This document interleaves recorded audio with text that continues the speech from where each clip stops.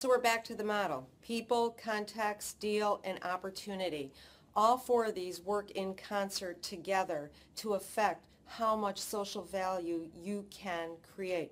You have to pay attention to them. The opportunity, make sure you have buy-in.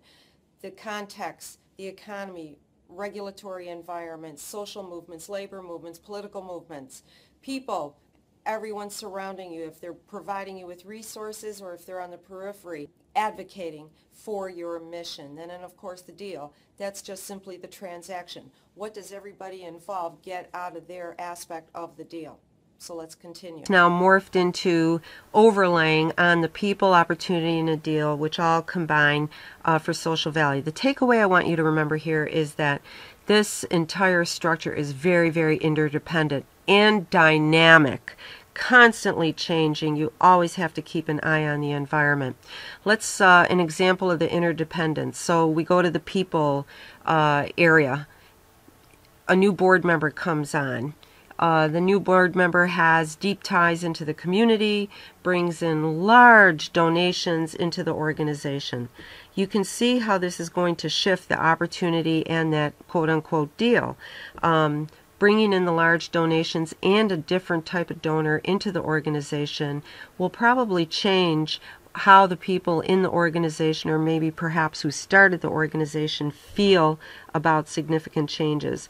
Where before it was small donations and a letter went out saying thank you, now the new donors want annual awards, banquets, and public recognition, and it will change the dynamics in the organization. You have to keep an eye on that.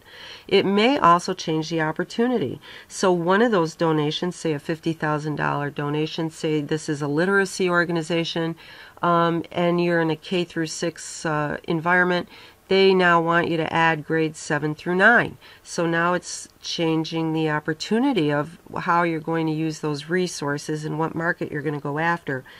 But in the end, it's all going to change the impact.